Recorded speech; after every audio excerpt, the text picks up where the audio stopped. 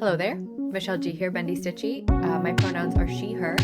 Today is Saturday, it's April 19th, and we are here for my 377th Floss Tube episode. This one is all about the styles, and we are approaching a really big finish, and there is a really, really fun, big, great start coming up. So, probably same amount of excitement as usual. I'm looking at my Floss Tube planner on my Notion, and it is telling me that in the last 14 days, I stitched 12 stitching days for not quite 25 hours worth of stitching time and put in 4,472 stitches. So, average for me, I guess. I don't really know. But let's get started. So, I guess in order of least excitement to most, I don't even know. In no particular order. How about that? First, let's talk about my Monopoly starts or my Monopoly whips. So I am playing Stitchy Monopoly. It's over on Steph, Vintage Sew Gal's Discord. It's hosted over there. And the idea is you get a Monopoly board. Sammy J Stitches has replaced all of the properties with cross-stitch places, like Acorns is on there, the attic, Under the Sea Fabrics has a square, Be Stitch Me has a square, Lap and Loop. So there's like fabric dyers, floss dyers, brick and mortars. You roll, you go around the board, you stitch a certain number of stitches on a certain whip. Okay. So on my last turn, I landed on Ye Old Cross Stitchery, and that's owned by another person that's in the group. So, my whip associated with that square is Stitch for Pride 2025. So I had to put 400 stitches on this whip because I had to pay rent and I passed go. So that's 200 stitches for rent and 200 stitches for passing go. So before I started it on this last section, I had the legs, most of the legs, and I had a little bit above the tail. So all of this up here is new, and all I have left is the ankh, and February will be finished. I'm stitching this on a Fox and Rabbit fabric that came as part of their fabric of the month. So I think this might be Wolf Spider. I chose it because I didn't get any of the called for flosses or fabric this year, although they're all divine. So the spot sampler this year that Dee designed is stitched on a very dark fabric from Jessie at Mislaid Pages. So I'm trying to choose dark fabrics to recreate that, but I'm using Fat 8s from my stash. And so what will probably happen is I'll be able to get 4 onto this one.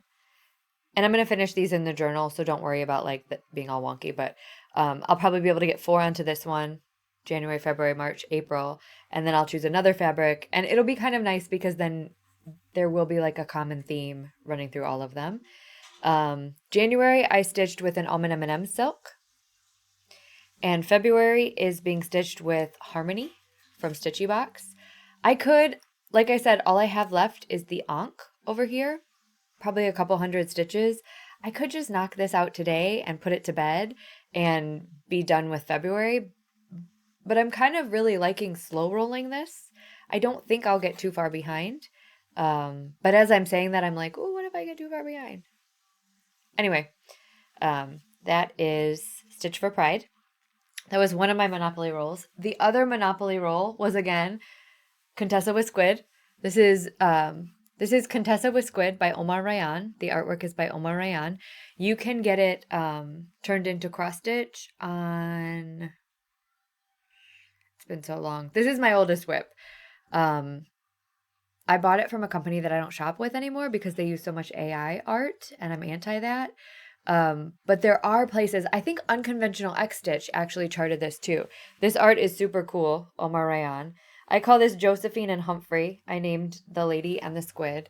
So I had to do 200 stitches this past time, and it's this block and this block. So this 200 stitches was really fast because this is a lot of 310. Like this block here might have actually been all 310. There's quite a few blocks in this background that are just 310. But then this block here, I don't know if you can see it.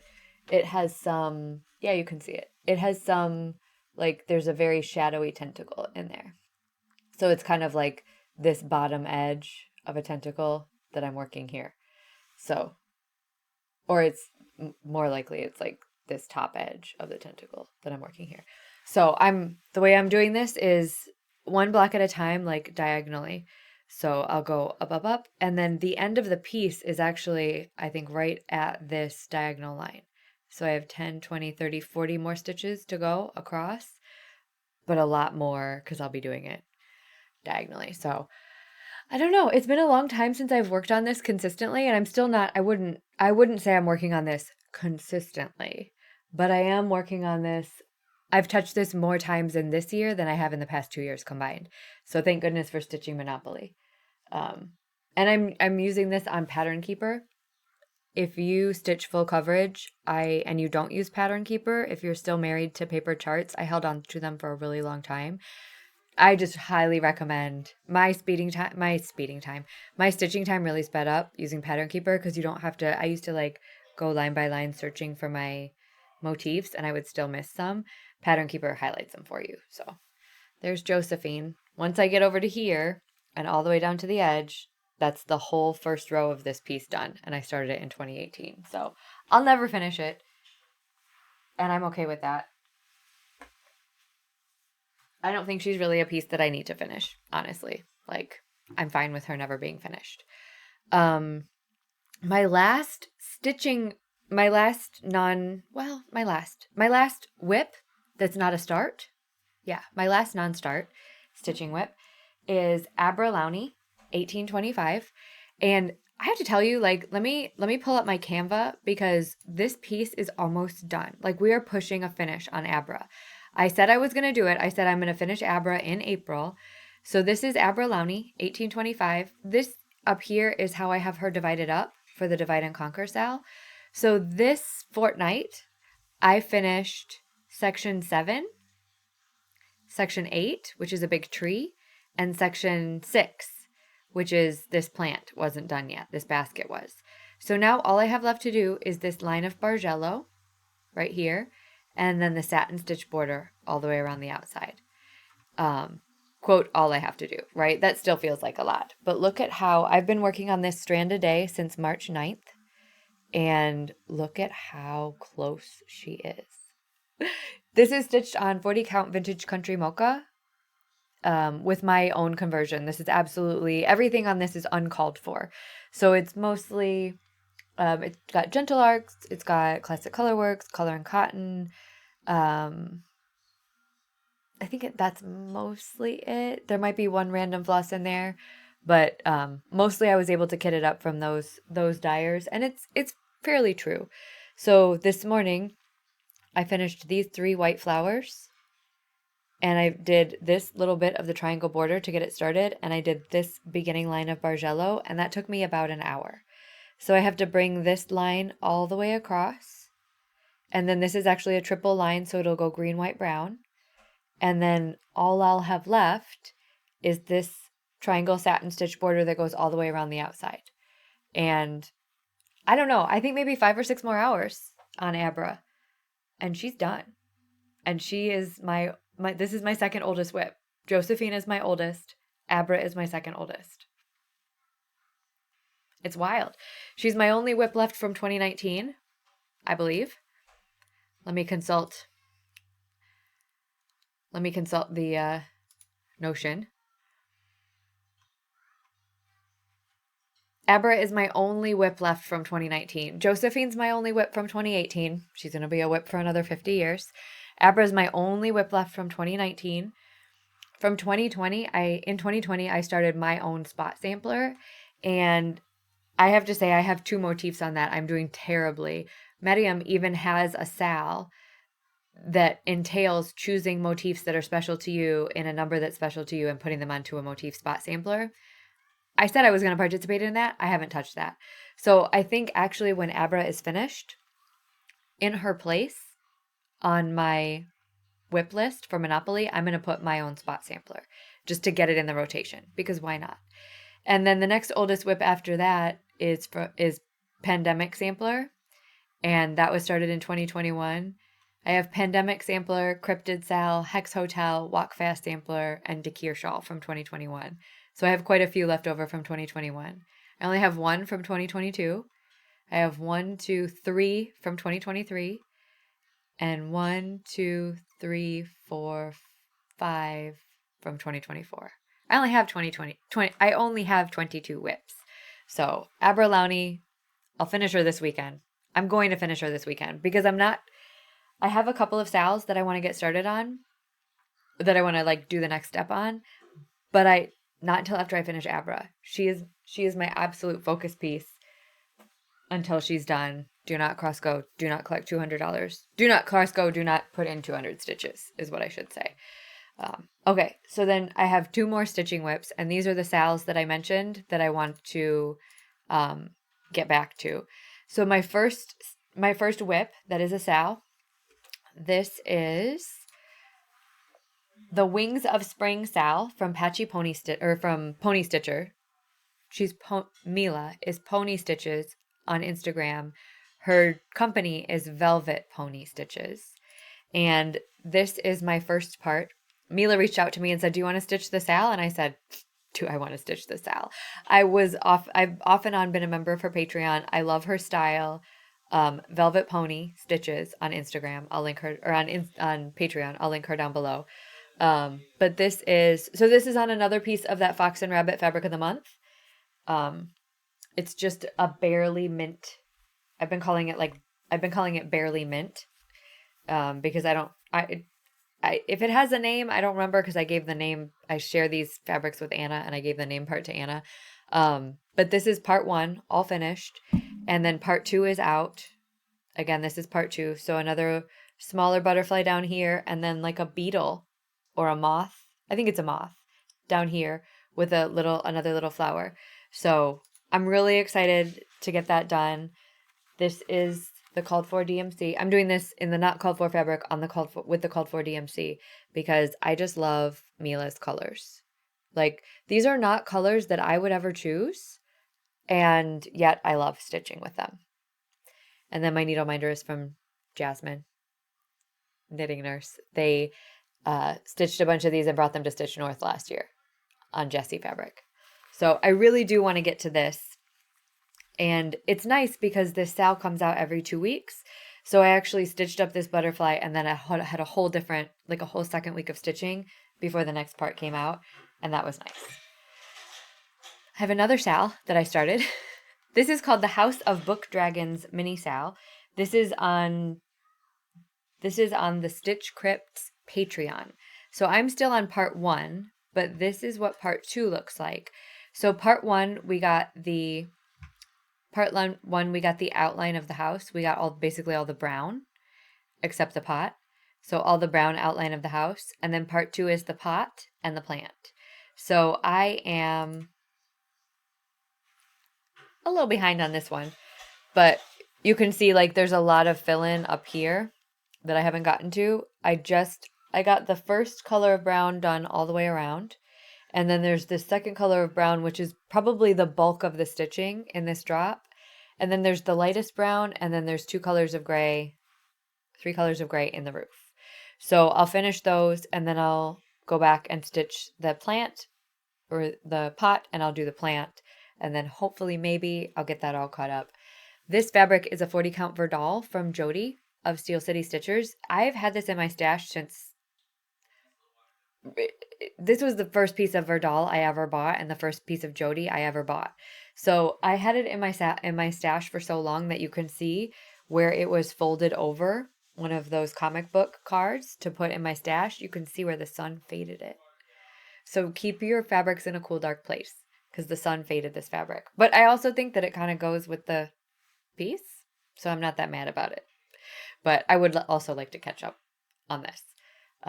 I love stitching on 40 count Verdal. It's a 40 count even weave, and I love stitching on it. It's so nice. But this is a lot of plans. This is a lot of plans for one person. But it's 2 weeks, and I have a plane ride. I have 2 plane rides. So I actually won't see you in 2 weeks because 2 weeks is Stitch North. So I'll be at Stitch North in 2 weeks. I always say like, oh, maybe I'll try this film from Stitch North, but I won't. I might, what I might actually do is try to do like a travel vlog of Stitch North and then upload that as I'm traveling back from Stitch North because that'll be the Monday after I would have normally filmed a floss tube. And I think that would be fun too. So let me know down below if you would want to watch that, like a weekend vlog of the retreat, because that just occurred to me that would be fun if I can remember to do it. I get a little self-centered at retreats because I just want to have fun. And then my last whip, that it's not a stitching whip. I've been working also on, I worked on Dakir shawl, and I don't know if I showed this part, but I think I did. Did I work on this? I worked on this a tiny bit, I think, because I think the last time I showed it, I'm not going to unwind it this time, but I think the last time I showed it, I had showed this section being done because I was really worried. I had thought that I had dropped a stitch in this section. And I think if you look down here, like in these first couple rows, I think there is a mistake down there somewhere, but I'm not concerned about it. So what I did this past week is I finished right here a row of lateral braid, which takes me a freaking eternity to do. This piece is 198 knit stitches across. A lateral braid row of that probably takes me about 2.5 hours. No joke. So I did the lateral braid row, and then I did maybe like just the next row. So now I should cruise because it's just knit, knit, knit, knit, knit, knit, knit, knit, back and forth. But I would like to finish this year as well, because this was my Ramadan start in 2021.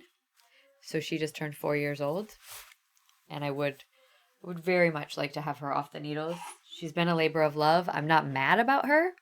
I just, she's a lot. She is a whole lot. She's big. But that's all my whips. So my plans, I already said I am absolutely going to finish Aberlowney this weekend. Come hell or high water. I don't think we have any plans on Sunday. The weather's supposed to be nice, so we will get outside for a walk.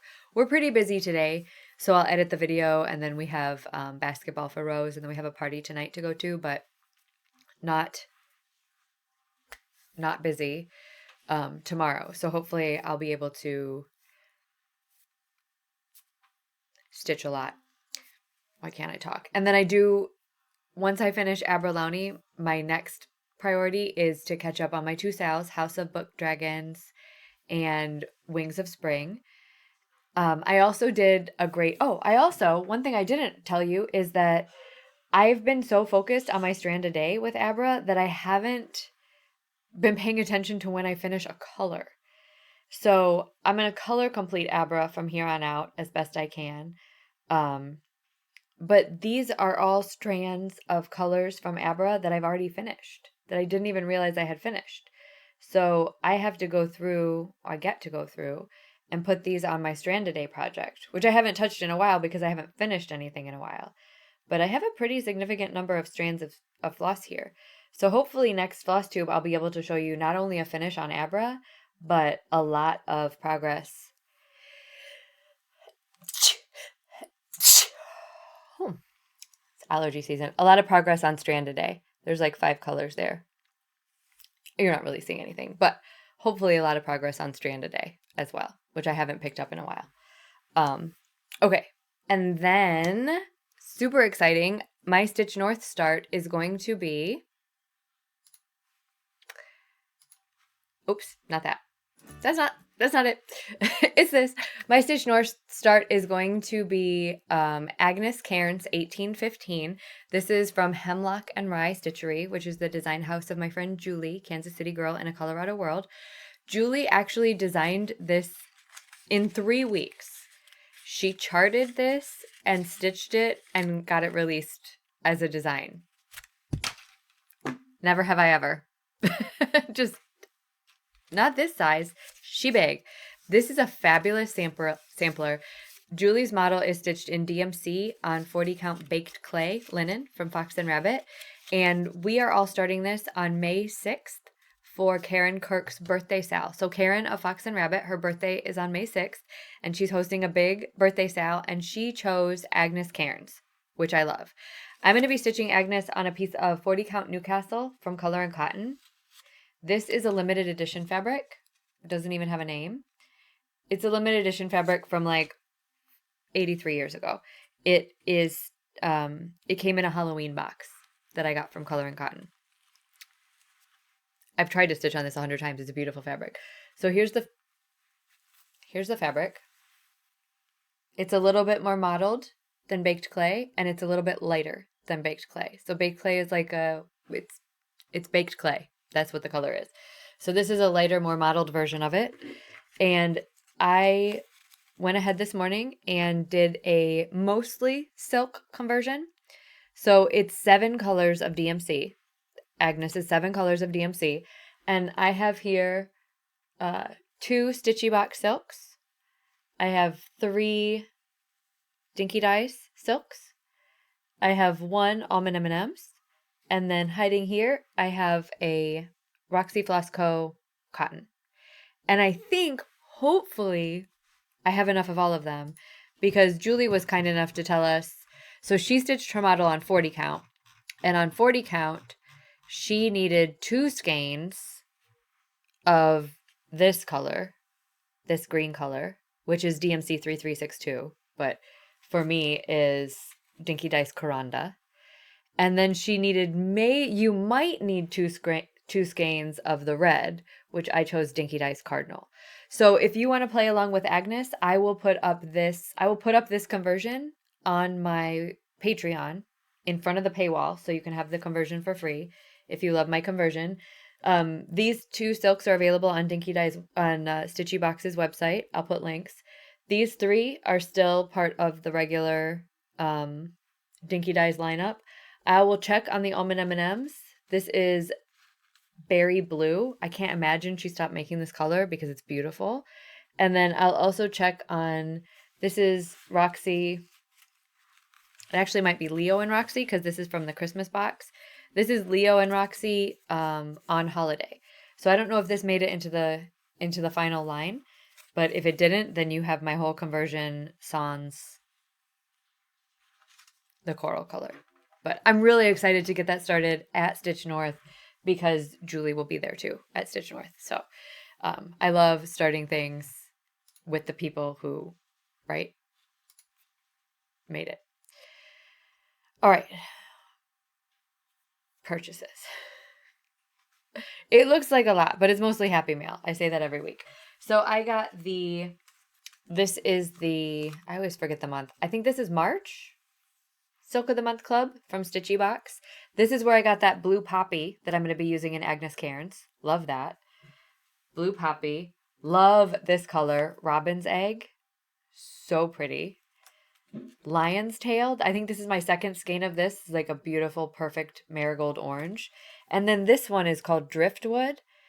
Liz at Stitchy Box did a collaboration with Deep Dyed Yarns in 2020. And this is part of the Deep Dyed Yarns collab. And I just love, Liz does a beautiful job curating each month's Floss Club. To me, those colors make sense together. Like, I could stitch something with all 4 of those. These 3 would be like the main players, and then this one would be what Katie at Cottage Garden calls the hero floss. Because this one really does have components of both of these. It just makes it darker and moodier. I love those. I love those. I love Stitchy Box Silks. Liz is a good human. I love it.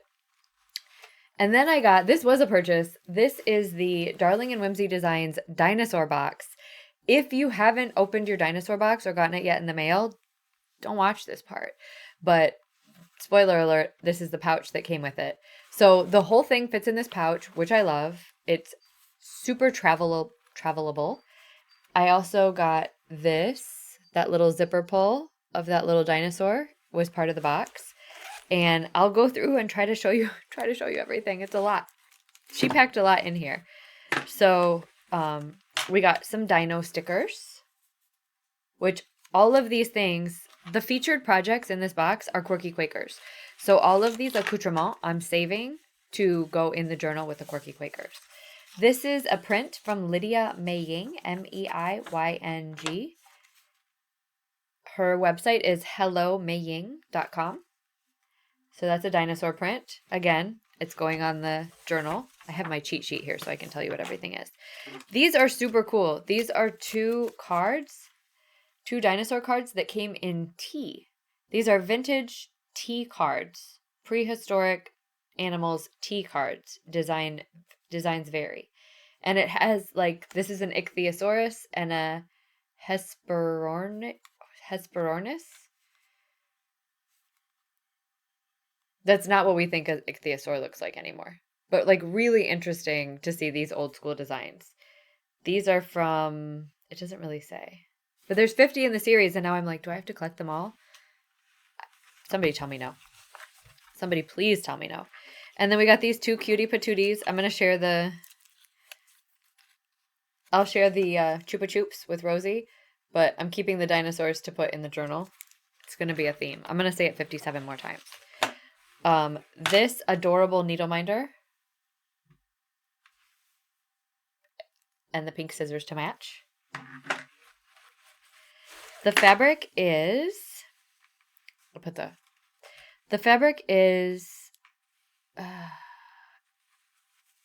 it's macchiato from Kaylee at the sewing. There.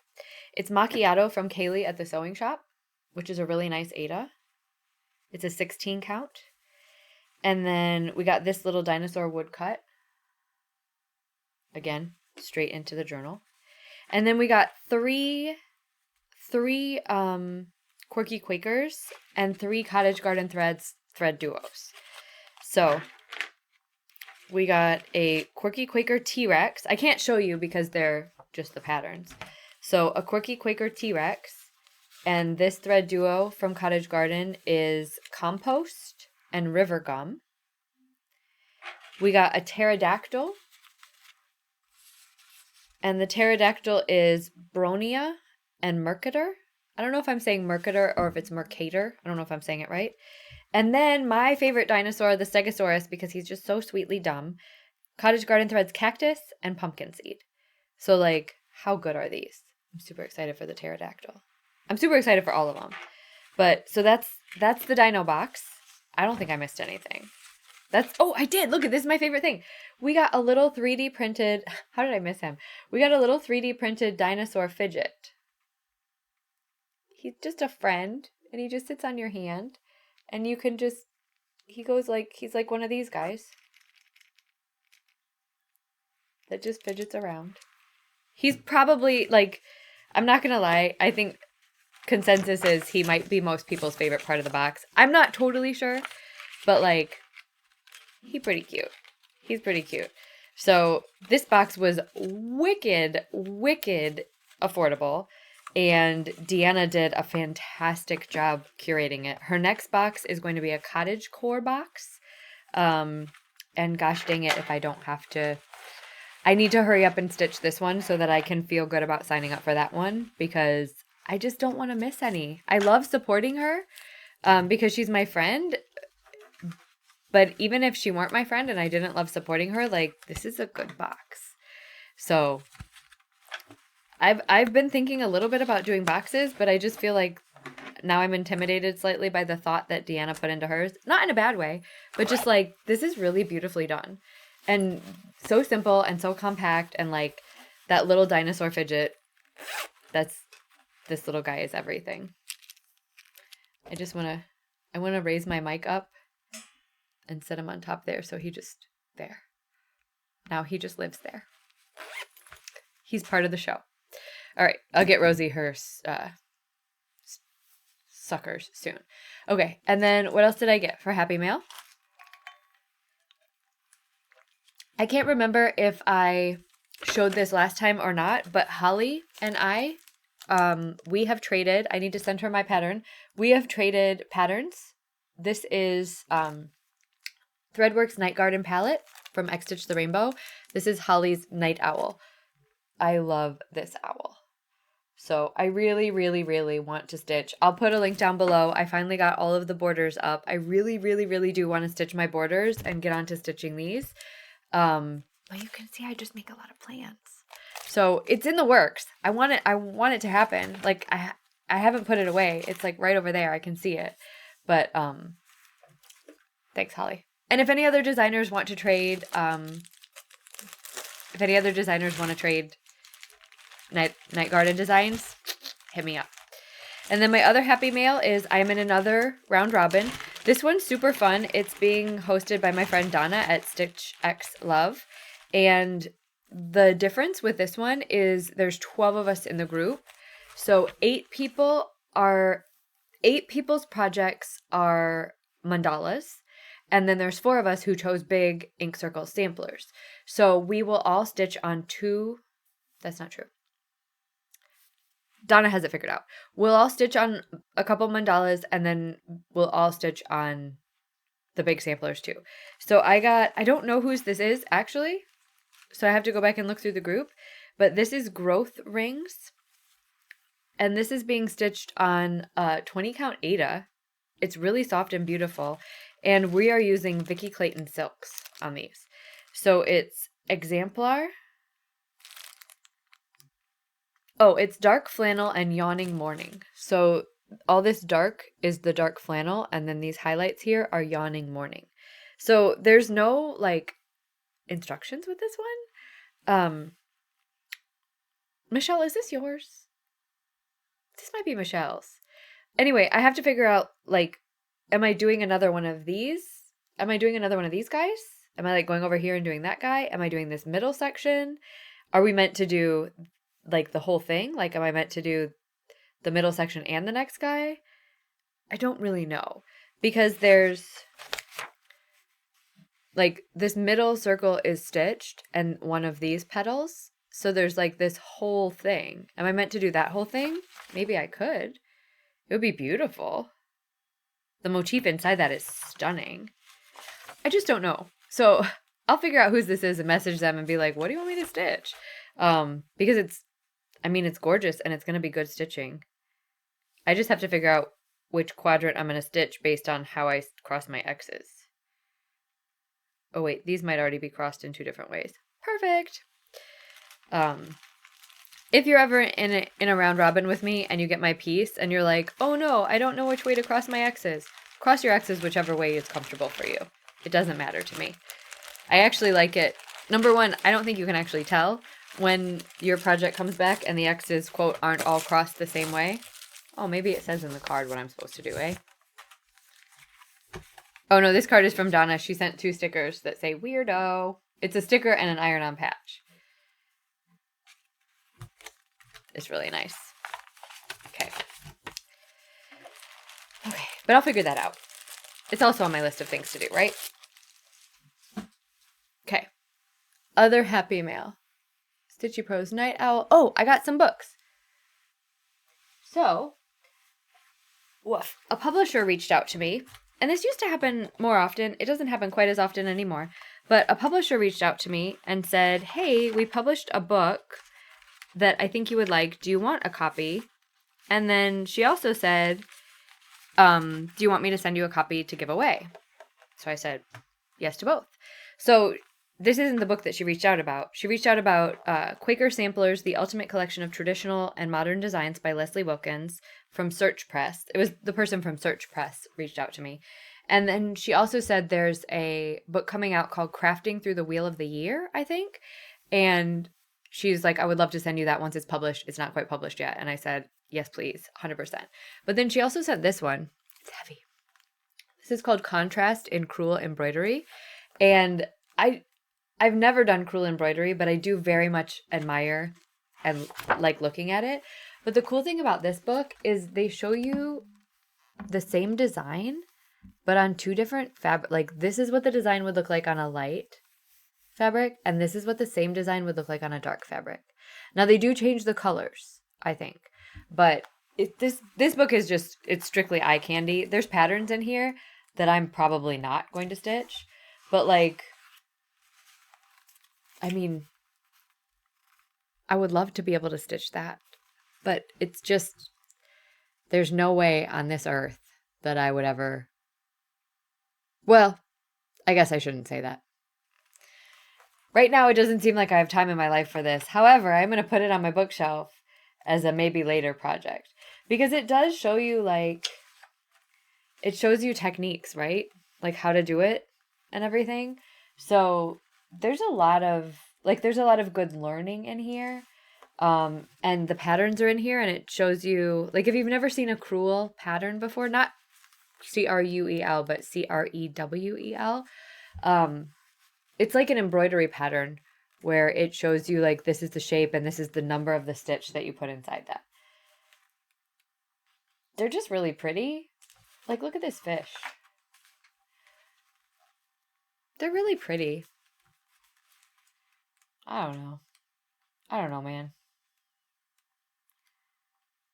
The stitches are cool. There's some Cruel embroidery hanging on the wall out in our living room that I got from the thrift store. Actually, Wade found it and he liked it best, but yeah. So this is the book that I have, one for me and one for you. This is called Quaker Samplers, The Ultimate Collection of Traditional and Modern Designs by Leslie Wilkins. So it has 10 traditional and 10 modern samplers with charts. 180 individual charted motifs and medallions that you can use to build up your own sampler designs. 3 full alphabets in uppercase and lowercase, and then 2 projects. So this is it's like a cool reference / stitching book. So in the beginning, it talks a little bit about Quakers, a little bit about the Ackworth School, which is where a lot of the Quakers came. And then there was also a school called the Westtown School. The Ackworth School, I think, was in England, and the West whatever school was in here. And then these are the charts for the traditional designs. And the cool thing I liked about this book, one really cool thing is like, here's one of the traditional designs, sampler 1, that's stitched in DMC 4025. So they used like DMC. I'm not sure. I don't know who Leslie Wilkins is. The other cool thing about this book is at the end, if you're interested in doing something like creating your own spot sampler or creating your own Quaker sampler or developing a motif, the end has all of these Quaker motifs out of antique books, right? And actually this might be one of her patterns, but where do the motifs come in? Back here. These are all Quaker motifs, and like, I've used this Quaker motif. I think I've used this Quaker motif. So there are very few Quaker motifs that are like original. I think Jacob at Modern Folk Embroidery does make his own Quaker motifs. He might not get them all. And then these ones are more Veerland. So somebody actually asked me about the legitimacy of using motifs like this in a book to then make a pattern that you could sell. How many samplers have you seen this basket on? That basket is not the property of any one stitcher. That basket is an antique sampler motif you can use it. The best way, and this might be a controversial opinion, but you know me, I don't care. I think the best way to use sampler motifs is to own a sampler and pull those motifs from a sampler that you have in your possession. For most of my samplers, that's what I've done is I've pulled motifs, I've pulled borders, I've pulled smaller things out of the bigger sampler. I own the sampler in my house. Just because I own a sampler with this deer motif on it does not mean that nobody else owns a sampler with this deer motif on it. The thing about these samplers coming from schools is that many, many, many, many, many girls learned these motifs. These were for learning. So many, many, many samplers exist out there with these Quaker motifs on them. So, I mean, I think that's it. Like, my best case scenario is that I own the sampler that I pull the motif from. That's how I feel safest doing it. Because then I'll say, like, I own that sampler. But I've seen this Quaker motif and this Quaker motif on so many samplers, modern samplers that have been published. So if you want to design with antique motifs, I think the best way, the safest, the way that would make you feel the least icky probably is to own the sampler, pluck the motif off the sampler you own, making sure that the sampler you own is an original, and then take it from there. But there are treasure troves of antique sampler motifs out there that you can use to create samplers of your own, or you can adapt, right? I really like this border and the idea of a bird on a tree, but I'm going to change it a little bit. Great. Change it a little bit. That's an antique motif. Don't take a modern folk embroidery original, change it a little bit and make it yours. Don't take Tiny Modernist, change it a little bit and make it yours. That's way different, right? But if you're interested, I have 2 of these. So I forget what's the worst way to do this and what's the best way to do this. I will comment down below. No, I don't know. Fill out the Google form. Fill out the Google form and comment down below. Let me know that you want the book. It's heavy, so I'm going to say US only this time. Sorry. Unless I'm going to see you at a retreat and you're in Canada or the UK. If I'm going to see you at a retreat, I will bring it to you at a retreat. But otherwise, US only, because these are heavy. And then I'll put a link in the Google form down below. But tell me what you think about all that I just said. Is it controversial? Does it make sense? Am I flat out wrong? Do you have some kind of expertise in the area that you need to let me know because I'm wrong? That's okay too. Let me know. I don't know what I don't know. But that's what I have come to conclude over the course of my time in the cross-stitch community. Okay, and then the last kind of fun, happy mail that I got is I sent some pillows. I sent some smalls out for finishing to a new finisher, and they came back as pillows, and they're pretty cute. So this one, All Hallows Eve, this is by Dulaney Woods Treasures. They made this into the squishiest pillow. Love this. All Hallows Eve. Super simple. Sorry, cat hair maybe. Super simple. Love the choice of backing fabric. This was a fun stitch. This I stitched in 2 colors of color and cotton, I believe. And I don't remember the fabric, but I think it was from, I think maybe Diana dyed it. I'm not sure. Don't remember the fabric. And then they pillowed 2 of my tail end projects got pillows.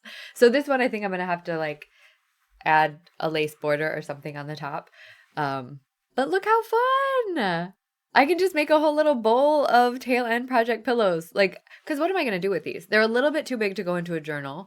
I'm not gonna frame them, but like this is fun. It reminds me how much fun I have making a tail end project. And then the third one that was finished into a pillow, this is a model that I did for my patrons. It says there are no high roads in Pettyville.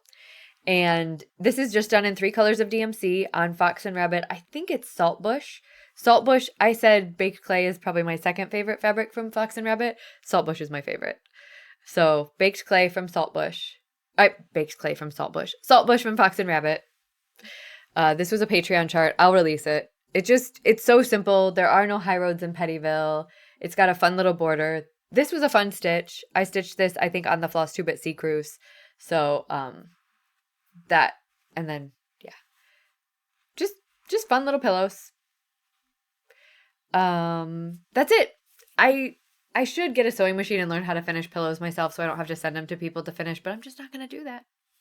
I love a pillow, but I'm just not going to do that.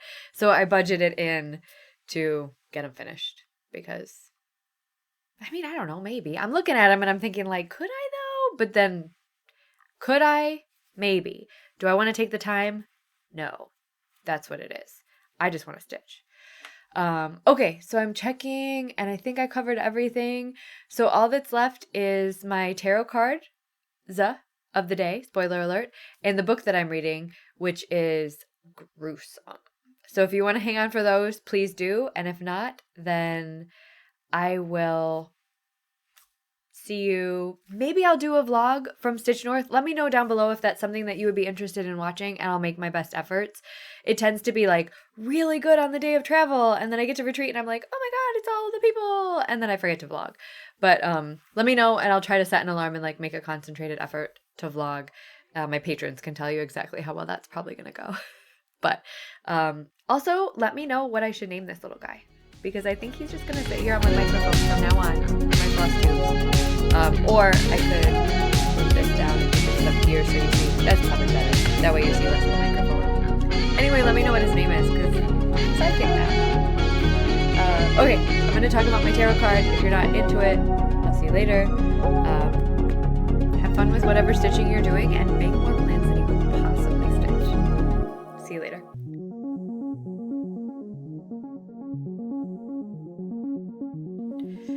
Alright, if you came back for tarot, thank you, because this is a good one. I started pulling cards again from This Might Hurt Tarot. This is one of my favorite decks, not just because I love the box. It's a really good magnet. Listen. Really nice snap of a magnet, but it also has a box within a box.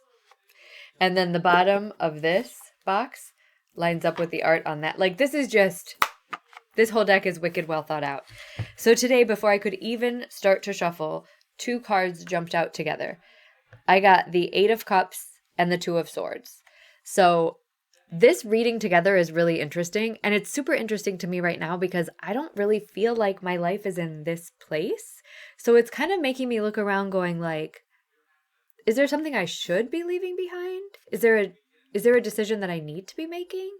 So the Eight of Cups is all about leaving something behind. Like, this is the card of like, fuck it, I'm out, right? In a very different way than a Swords leaving behind, this is an emotional leaving. Like, I'm done. I'm out. Like, look at those broken glasses behind me. I'm headed off to the hills. See ya.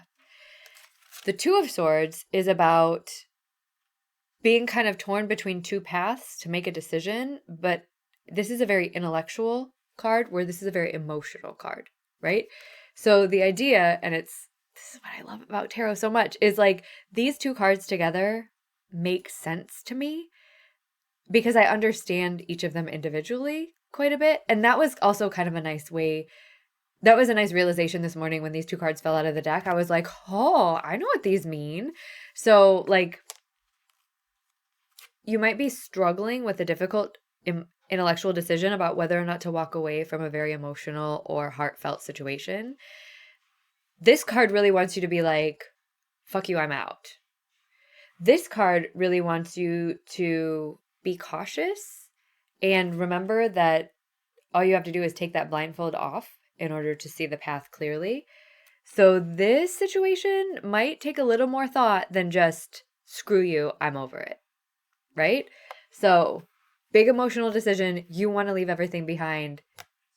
Add a little dash of intellect and frontal lobe thought process into that. Is that really the way I want to go? So, love those two cards together.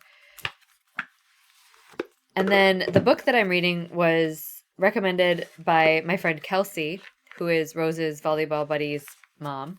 Kelsey is very quickly becoming my IRL bestie. Not IRL bestie, but my Eugene bestie. I am reading, and this book is not for everyone. Let me tell you what. I am listening to right now The Monster of Florence. This is by Douglas Preston and Mario Spezzi.